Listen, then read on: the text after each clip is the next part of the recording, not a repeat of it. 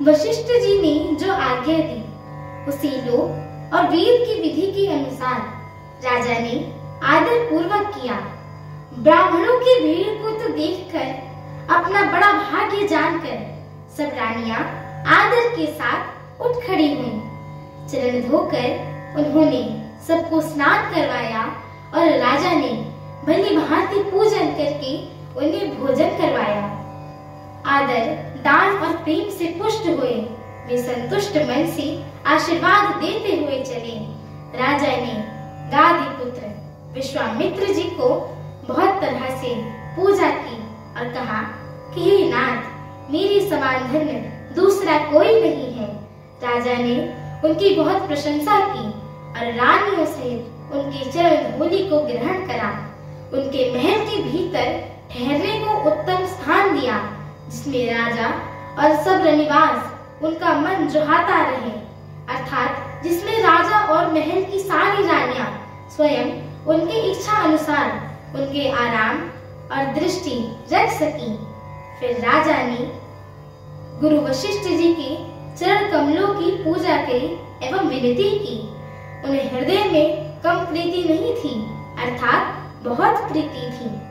बहुओं ने सब राजकुमार और सब रानियों समेत राजा की बार बार गुरु जी के चरणों की वंदना करती हैं और मुनीश्वर जी को आदर देते हैं।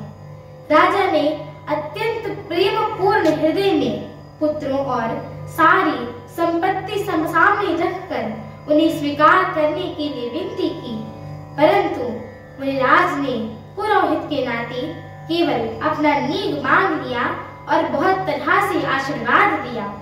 फिर सीता जी ने प्रभु श्री रामचंद्र जी को हृदय में रखकर गुरु वशिष्ठ जी के साथ हर्षित होकर अपने स्थान को गई।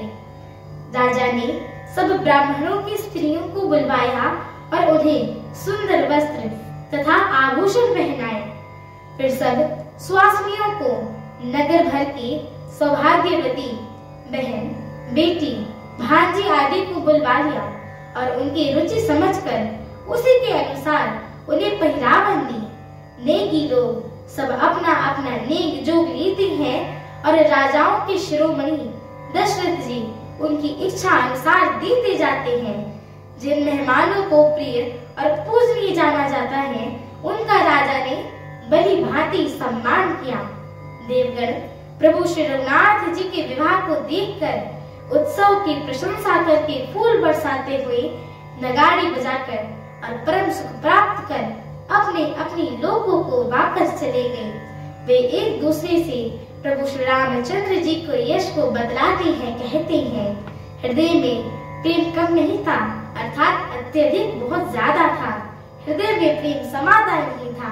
हमारे आगे की श्री राम कथा को सुनने के लिए हमारे चैनल को लाइक, शेयर, सब्सक्राइब एवं कमेंट अवश्य करें। एवं आप सभी हरि भक्तों से हम दोनों बहनों का एक छोटा सा निवेदन है कि कृपया आप सभी हमारे श्री रामचरितमानस जी की इस वीडियो को पूरा सुना करें, क्योंकि यह जो श्री रामचरितमानस जी है ना, इनकी एक एक चौपाइयां, एक एक शब्द एवं एक एक अक्षर महामंत्र के समान होता है। एवं जो भी नर नारी, मनुष्य, जीव जंतु, पशु पक्षी इन्हें सुनते हैं, गाते हैं, कहते हैं, श्रवण करते हैं, उनके जन्म जन्मांतर के सारे पाप नष्ट हो जाते हैं। एक बार प्रेम से बोले मर्यादा पुरुषोत्तम प्रभु श्री रामचंद्र की जय हो, माता जानकी की जय हो, लखन लाल की जय हो, अयोध्या धाम की जय हो। एक बार प्रेम से बोलिए पवन सुत हनुमान की जय हो। जय श्री राम, जय श्री राम।